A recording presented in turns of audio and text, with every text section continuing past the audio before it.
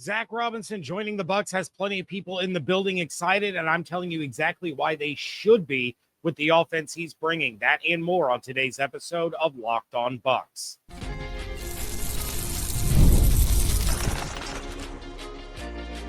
You are Locked On Buccaneers, your daily Tampa Bay Buccaneers podcast. Part of the Locked On Podcast Network, your team every day. What's up, and welcome into this episode of Locked On Bucs, your daily podcast covering the Tampa Bay Buccaneers, part of the Locked On Podcast Network, now the number one sports podcast network. I'd like to thank you for making Locked On Bucs your first listen review every day. I am your host, James Yarcho, writer over at Bucs Report, here with you every Monday through Friday, along with the everydayers. And for that, I want to share my appreciation for your continued support of the show. Today's episode is brought to you by FanDuel. FanDuel is officially in playoff mode every game day during the NFL playoffs. FanDuel is giving customers even more ways to get in on the action. Visit FanDuel.com to get started. Talking about whether or not this is a make or break season for Baker Mayfield and what Bruce Arians is saying about Mike Evans and Lavonte David. That's all coming up in a little bit. Starting today off with more about new offensive coordinator Zac Robinson. As you know, the Bucs hired Robinson as their coordinator on Thursday, and after we went live with the reaction episode, there were some quotes that dropped, starting with head coach Todd Bowles, who said, quote, "We are excited to welcome Zac Robinson as our next offensive coordinator. Zac is one of the bright offensive minds in our game, and during the interview process, I was very impressed with his plan for getting the most out of the talent we have on that side of the ball. He has a very good understanding of the strengths of our top offensive players from his time in the division the past 2 years, and I'm very confident in his ability to teach and develop our young players," end quote. Then you had Ian Rappaport on NFL Network saying, quote, "The Tampa Bay Buccaneers have now filled their offensive coordinator vacancy. It's Zac Robinson, the former Atlanta Falcons coordinator, who really has been a coveted coordinator candidate all the way throughout. And in reality, Baker Mayfield put his stamp on this one. This was the guy he wanted. They were together with the Rams in 2022. Baker Mayfield always remembered that. So, yes, Zac Robinson did an excellent job with Kirk Cousins down the stretch here for the Falcons. Won a ton of games at the end of the year, despite all of them eventually getting fired. But the impression he made on Baker in LA stood out," end quote. I think this was always going to be the Bucs' top choice until Monken and McDaniel entered the picture late and unexpectedly. Robinson, while I pointed out a lot of the success he had in Atlanta on yesterday's show, was never going to be able to run the style of offense that he wanted to with those two quarterbacks there with the Falcons. I still see people freaking out or celebrating, if they're Falcons fans, about the huge number of snaps they ran from the pistol. That's not going to happen in Tampa. It will a little. I don't mean to sound like they'll never run pistol formations, but it isn't going to be the 70+% of snaps like it was in Atlanta. That's what you have to do when your quarterback can't line up under center.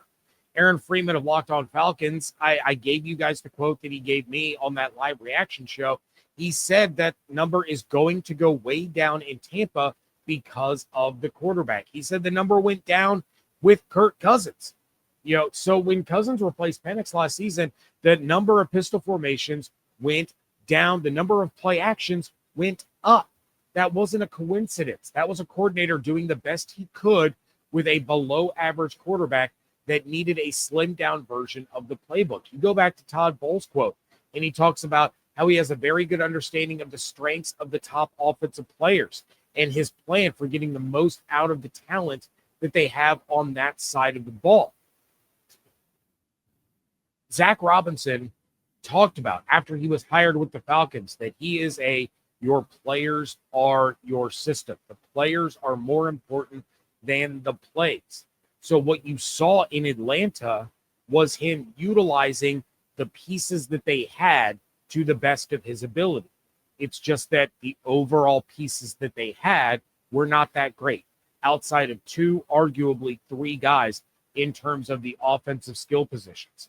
So, for the rest of Todd's comments, yeah, I agree with a lot of it.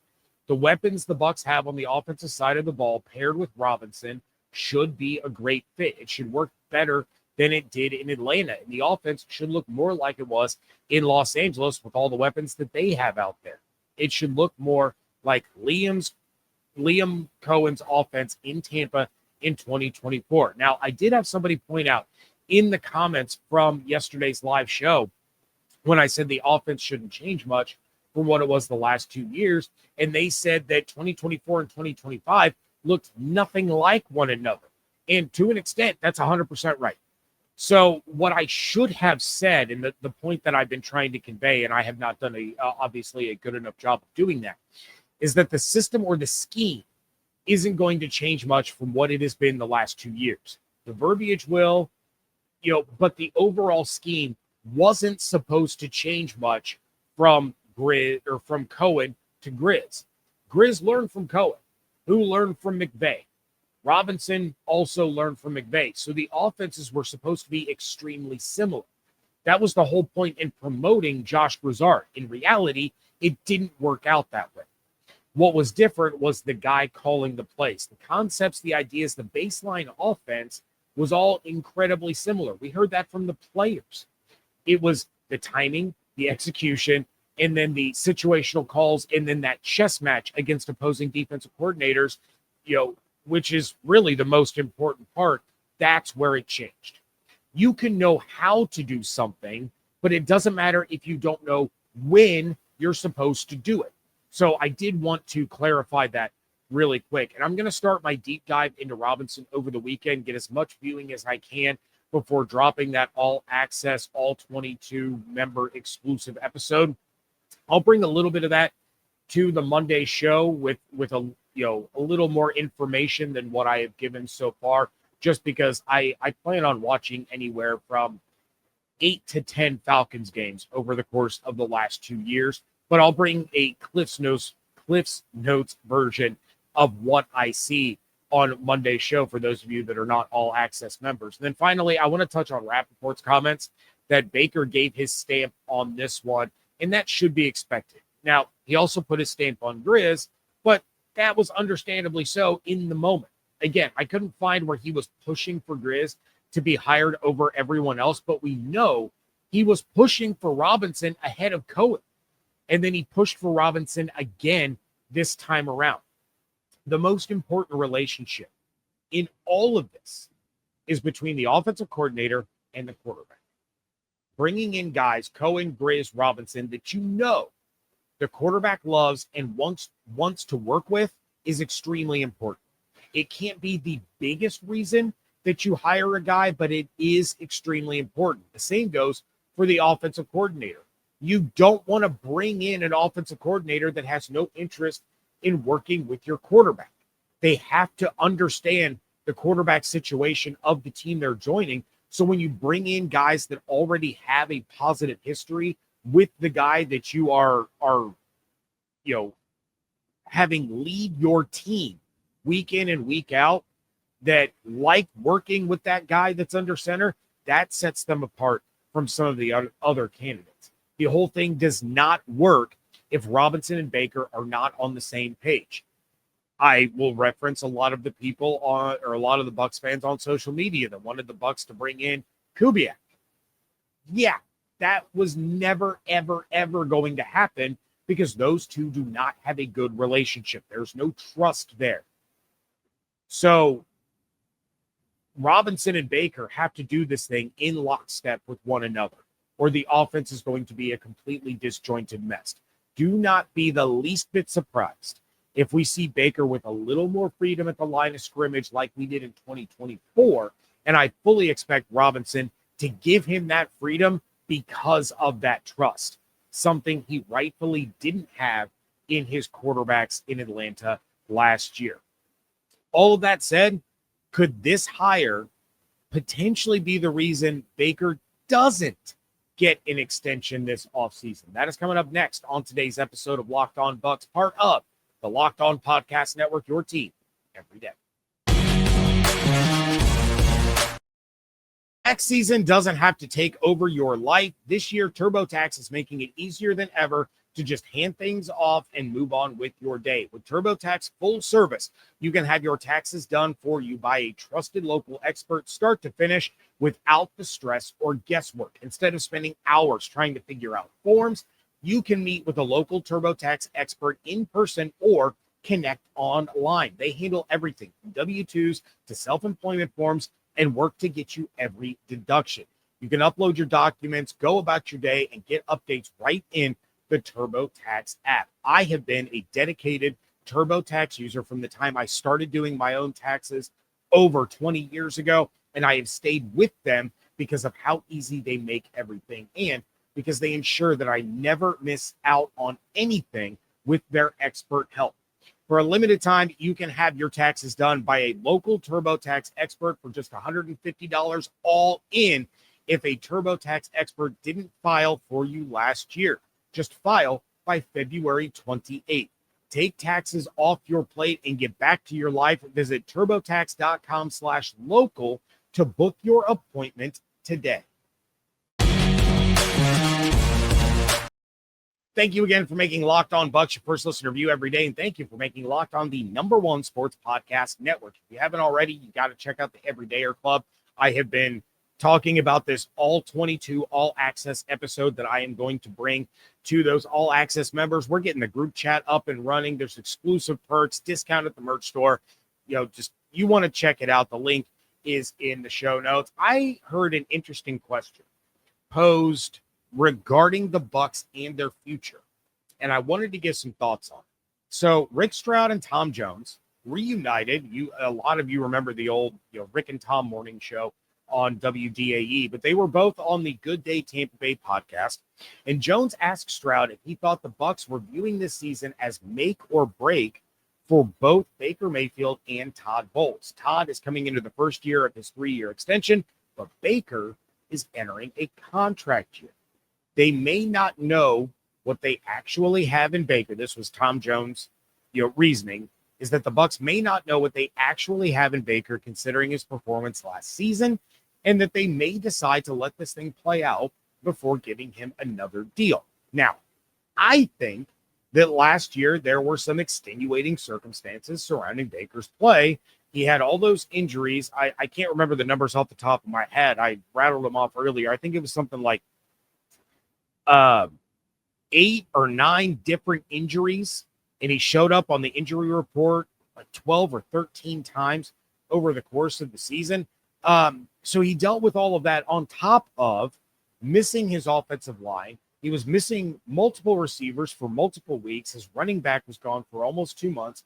These are all reasons that you actually could have made an argument to give Josh Grizzard another shot, but ultimately they're the reasons that you could excuse some of the bad moments by Baker last season and decide to give Todd Bowles another chance. However, I think these two may be tied together now. In fact, you could throw Jason Light in there and say that all three of these guys are now tied together. Someone on yesterday's live show said that the Bucs needed a new GM, and I can tell you right now, I will promise you this. If the Bucs have a bad season, if 2026 is a repeat of 2025, and they fire Todd Bowles, I will be on this show screaming at the top of my lungs to keep Jason Light. He has been a great general manager. He has a higher hit rate than nearly every other GM in the league when it comes to the draft, and no GM is perfect in the draft or in free agency. But Jason has been fantastic for this organization. He has more hits than misses, and he's been around for more than a decade. He is the reason that the Bucs were able to attract the players that they did in 2019 and 2020. He is the reason that the Bucs were able to attract Bruce Arians, and it led to a Lombardi trophy. I think he deserves to remain in that role.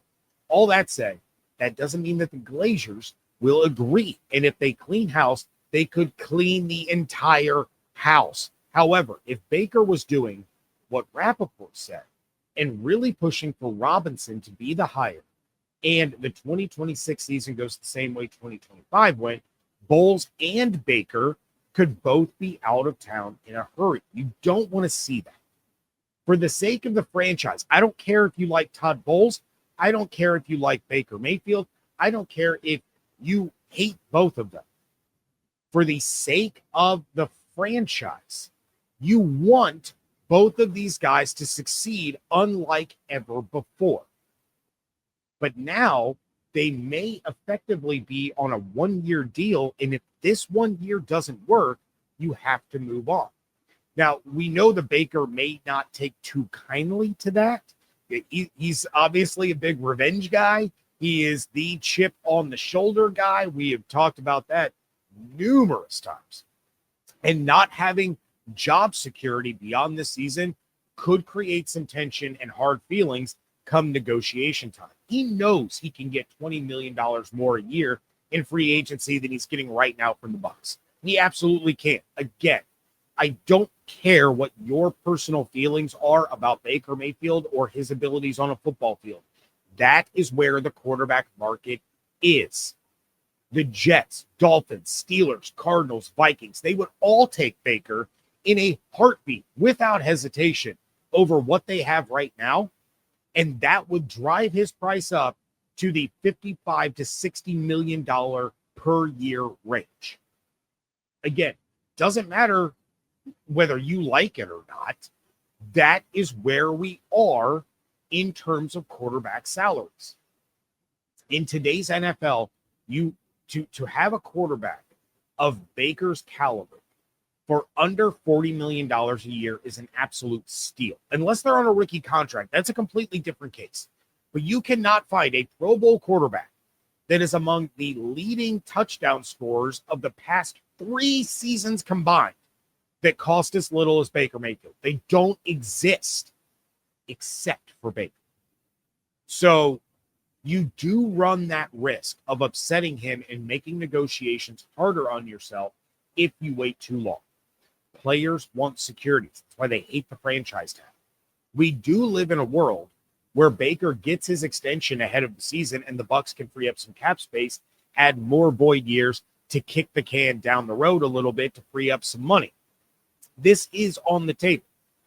But the question is whether or not the Bucs are willing to do that. Because if this thing doesn't work out this season, 2026, then you're going to be firing a head coach and tied to the quarterback for the length of that contract, especially when you have void years at the end of it. You can't just easily unload them or move on from them.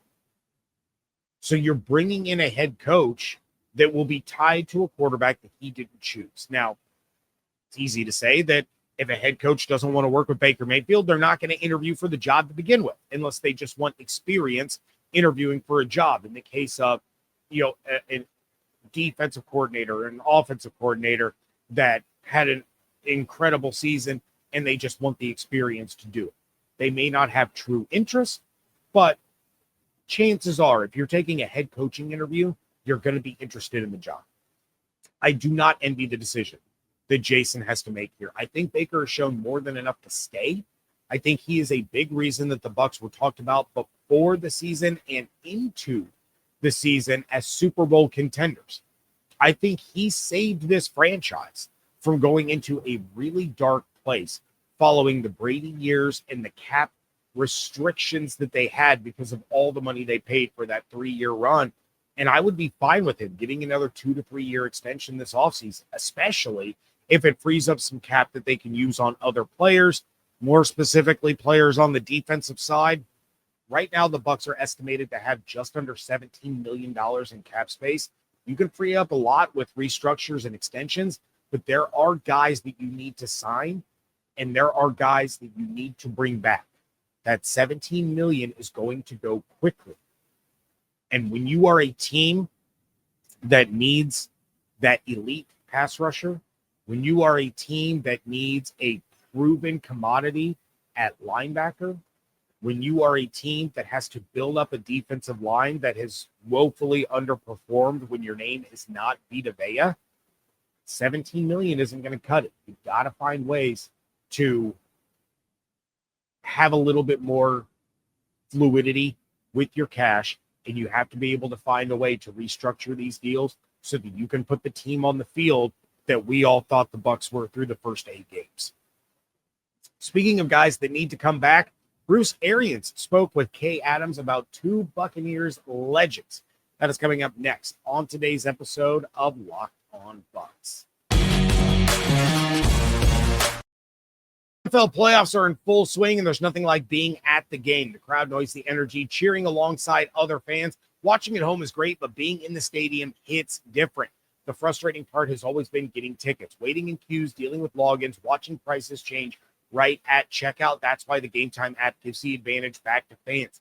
It's the hack for unlocking amazing NFL tickets and experiences in just a few taps. If you haven't experienced it for yourself, I can tell you from personal experience, nothing compares to the atmosphere of an NFL playoff game when you are inside that building. The excitement, the nerves, the anticipation, all shared with fans who are just like you. It truly is unlike anything else. And one of the things that I love most about Game Time when I'm searching for sports tickets, concert tickets, you guys know that I take my kids to a lot of concerts.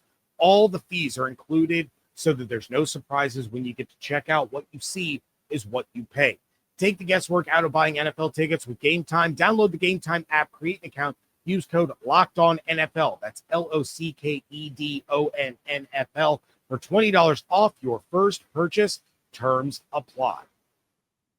It's championship weekend, and FanDuel is officially in a playoff mode. Every game day during the NFL playoffs, FanDuel is giving customers even more ways to get in on the action. Right now, every NFL playoff game day, FanDuel users get a profit boost pack waiting for them inside the app.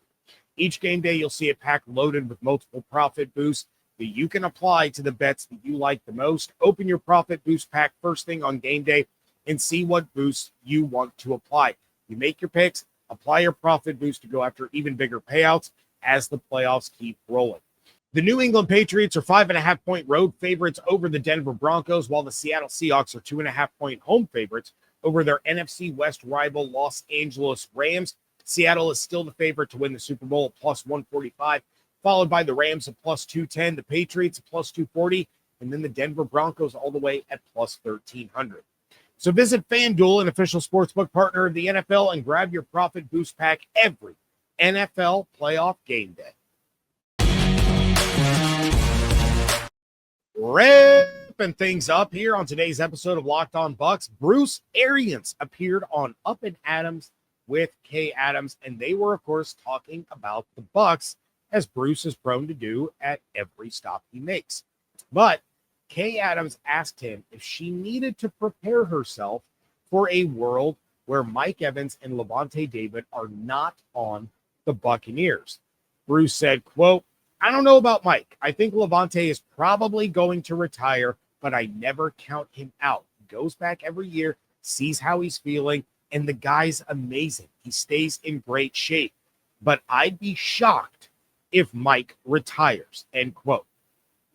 That's kind of where we've all been, right? It's even during the season, we all felt, all right, Mike's going to come back. This is probably it for Lavonte David. Talked to Evan about it earlier in the week, but I keep going back to the comments that Lavonte made about his knee being in such bad shape all season that he was in constant pain and having to have it drained weekly.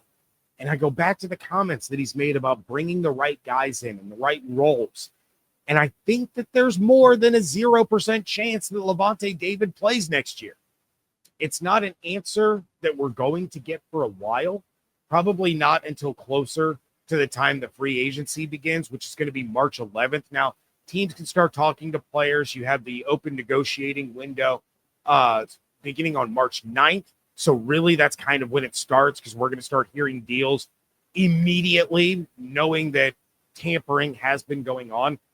But the league year doesn't begin, and then the signings and trades cannot be made official until March 11th. As for Mike, this is the same guy that said he never felt better going into a season than he did last year. And he said that on Up and Adams when Kay Adams was there in Tampa for training camp. He took a lot of the tips and advice from Tom Brady about how to take care of his body and lengthen his career, and he said that he felt great. I think he mentioned that he could probably play for at least 5 more years. So all signs right now point to Evans returning. Again, We may not know until things get closer to the start of free agency. And maybe he looks at the situation. Maybe he looks at blowing that lead to Atlanta and Todd Bowles still being the one in charge, and seeing what the Bucs have at receiver now and how many mouths there are to feed. And he says, you know what? I'm going to go off to Buffalo. They're backing up the Brinks truck. They are going to give me a ridiculous amount of money to be Josh Allen's number one receiver. So I'm going to go there. And again, maybe he saw the same press conference that all the rest of us did and thought, yeah, I would never, ever, ever play for a GM that throws his players under the bus like that, especially his wide receivers. If Mike plays, it's going to be with the Bucs, in my opinion. I feel like the one window where he probably would have left has already come and gone. He got his ring. He wants another. But some of these players think that it's a special and important milestone, I guess, for lack of a better term, to wear only one uniform for their entire career. To not bounce around and go from place to place, to not ring chase, to not form these super teams like we see in the NBA and we've seen attempted in the NFL. Marcus Ray from the Squad Show, this is a perfect example.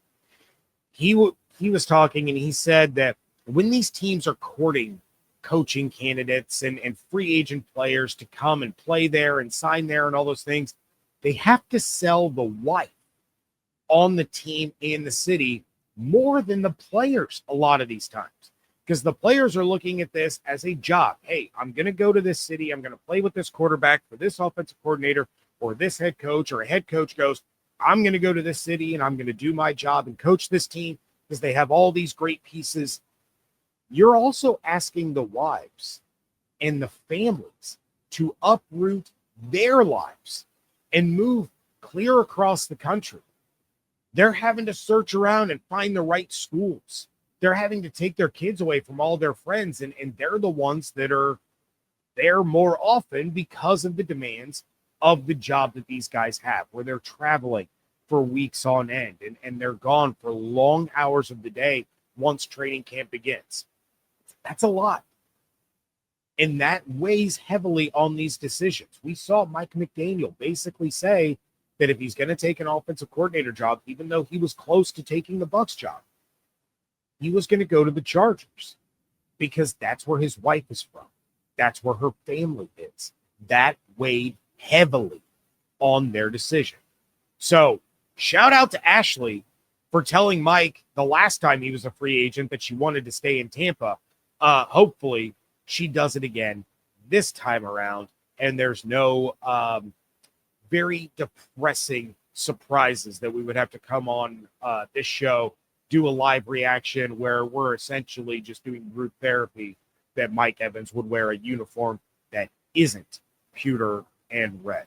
That is going to do it for this episode. Please make sure that you are following on YouTube with those notifications turned on, as well as wherever you get your podcasts. Check out everything on Twitter at Locked On Bucs, at @JYarcho_Bucs, Instagram and TikTok at Locked On Bucs in both of those places. Becoming a member of the Everydayer Club. You can check out the all access tier there. The link is in the show notes. LockedOnBucs.supercast.com. If you want to support the show, but you don't want to join the Everydayer Club, it's real simple. Like this episode on YouTube, leave a 5-star review wherever you get podcasts. It truly does help us reach other Buccaneers fans. Hope you all have an absolutely outstanding weekend. Stay safe. For those of you that are going to be stuck in this nasty, terrible snowstorm and ice storm that is going to be covering a lot of the country, stay safe, stay healthy, fire the cannons.